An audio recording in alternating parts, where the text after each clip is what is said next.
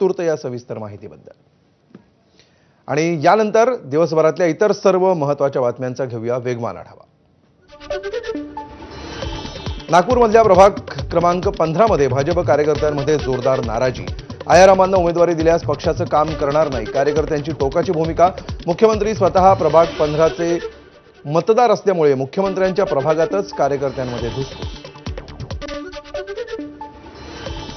नागपूर महापालिकेसाठी भाजप शिवसेनेमध्ये सकारात्मक चर्चा। काल मुख्यमंत्री आणि गडकरींमध्ये जागावाटपासंदर्भात बैठकीमध्ये 151 जागांवर उमेदवारांची नावं निश्चित, तर नागपूरमध्ये मविया म्हणून एकत्र लढण्याची काँग्रेसची भूमिका।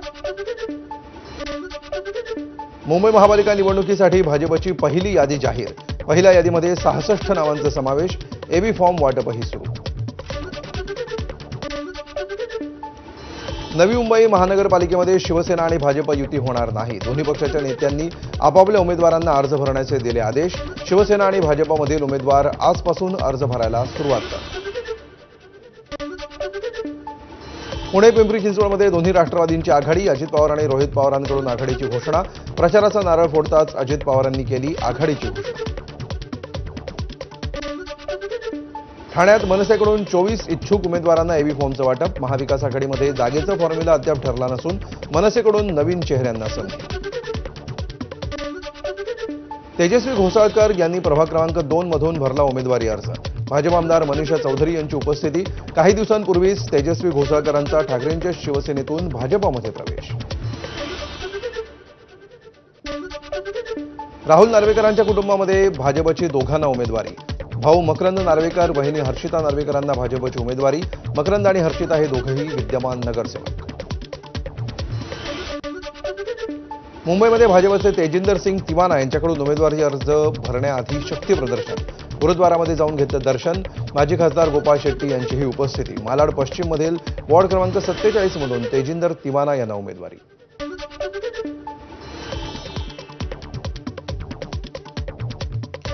भाजप सरचिटणीस गणेश खणकर यांना मुंबई प्रभाग क्रमांक 7 मधून उमेदवारी जाहीर। आज गणेश खणकर उमेदवारी अर्ज दाखल करणार। संजय राऊतांवर तोफ टाकणारे भाजप माध्यम प्रमुख नवनाथ बन आता महापालिका निवडणुकीच्या मैदानात।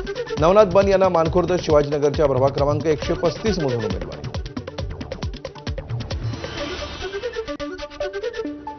भाजपचे माजी खासदार किरीट सोमय्या यांचा मुलगा नील सोमय्या यांना भाजपकडून उमेदवारी। मुलुंड पश्चिमच्या वॉर्ड क्रमांक 107 मधून उमेदवारी जाहीर। नील सोमय्या आज दुपारी उमेदवारी अर्ज दाखल करणार।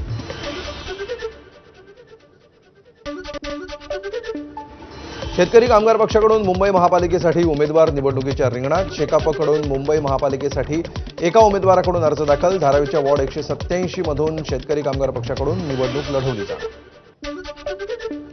भिवंडीमध्ये शक्ती प्रदर्शन करत भाजप उमेदवारांचे अर्ज दाखल। निवडणूक अर्ज भरण्यासाठी उमेदवारांची गर्दी। भाजपकडून अद्याप फक्त प्रमुख उमेदवारांना एबी फॉर्मचं वाटप। भिवंडीमध्ये महायुतीकडून भाजप आमदार महेश चौगुले यांचे पुत्र मीत चौगुले पहिल्यांदाच निवडणुकीच्या रिंगणात। मीत चौगुलेंना वॉर्ड क्रमांक 1 मधून उमेदवारी। अर्ज भरण्यासाठी चौगुले कुटुंब आणि पदाधिकारी सहभागी। नवी मुंबईमध्ये भाजप उमेदवार रविकांत पाटील यांनी रॅली काढत भरला उमेदवारी अर्ज। शिवसेना आणि भाजप युती होत नसल्यामुळे दोन्ही पक्षातील उमेदवार अर्ज दाखल करतात। नाशिक महापालिकेसाठी भाजप आमदार देवयानी फरांदेंचा मुलगा अजिंक्य फरांदेंकडून उमेदवारी अर्ज दाखल।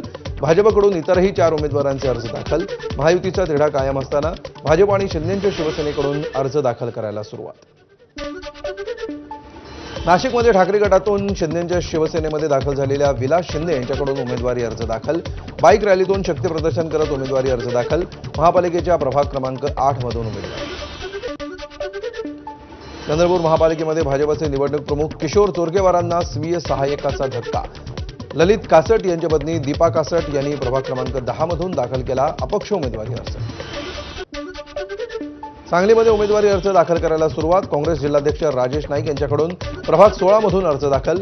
सांगलीमध्ये भाजप विरोधात काँग्रेस आणि दोन्ही राष्ट्रवादी एकत्र। आज जागावाटप निश्चित होईल, काँग्रेस जिल्हाध्यक्षांची माहिती। अहिल्यानगर मनपा निवडणुकीमध्ये महायुती होण्याची शक्यता धुसर। शिंदेची शिवसेना वेगळी चूल मांडण्याच्या तयारीत असल्याची माहिती। जागा वाटपावरून महायुतीमधील चर्चा फिसकटल्याची माहिती। कोल्हापूरमध्ये महायुतीचा फॉर्म्युला अखेर ठरला। भाजप 34, शिंदेंची शिवसेना 32, अजित पवार यांची राष्ट्रवादी 15 जागा लढवणार. काल दिवसभरातील मॅरेथॉन बैठकांनंतर जागा वाटपावर तोडगा. इचलकरंजी महानगरपालिकेमध्ये महायुती म्हणून लढणार. महायुतीच्या नेत्यांची अधिकृत घोषणा. भाजप, शिवसेना आणि राष्ट्रवादी एकत्रितरित्या निवडणुकीला सामोरे जाणार. सगळ्या उमेदवारांना आज रात्री एबी फॉर्म्स दिले जाणार. कोल्हापूरमध्ये काँग्रेसकडून आणखी 14 उमेदवारांची यादी जाहीर. 2 दिवसांपूर्वी जाहीर केली होती 48 उमेदवारांची यादी. काही माजी नगरसेवकांना पुन्हा संधी. अकोल्यामध्ये भाजपच्या 40 उमेदवारांची पहिली यादी समोर. सुमारे 7 ते 10 विद्यमान नगरसेवकांचं तिकीट कापलं. महायुतीमध्ये तिढा कायम असताना भाजपकडून उमेदवारी अर्ज भरायला सुरुवात. माजी महापौर विजय अग्रवाल यांच्याकडूनही अर्ज दाखल. धुळे महापालिका निवडणुकीमध्ये भाजप शिवसेना युती फिसकटली.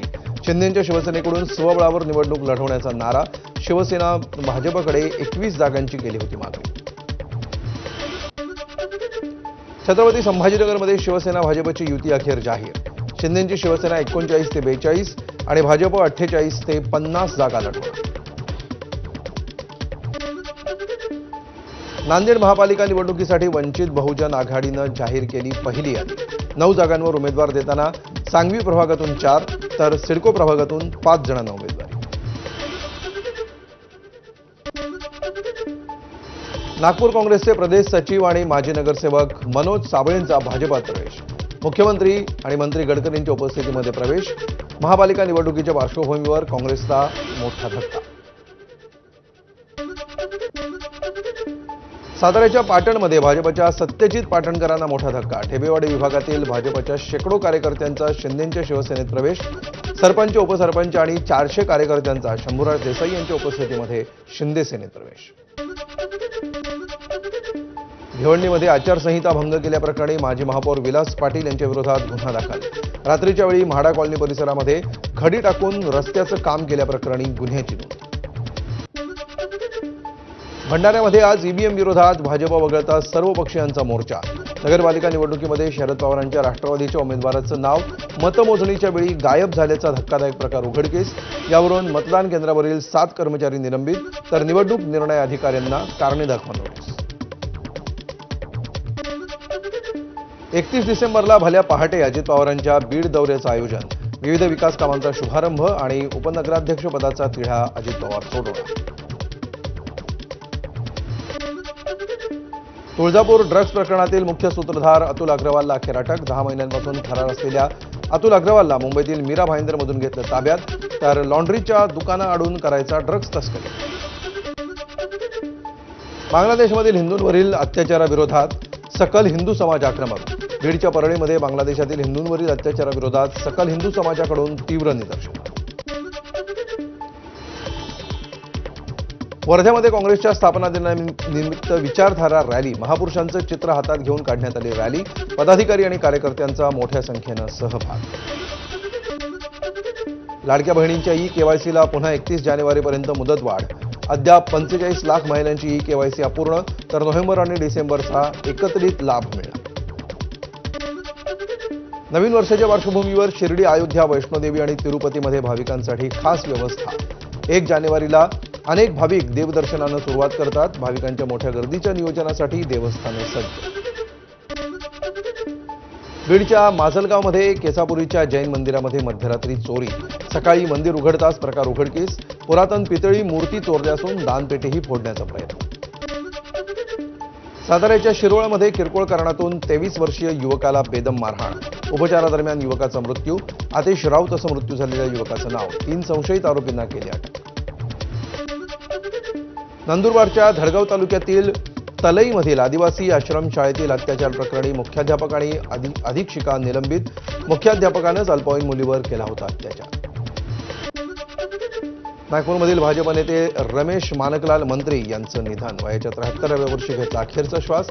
1998 मध्ये भाजपमधून लढवली होती लोकसभा निवडणूक.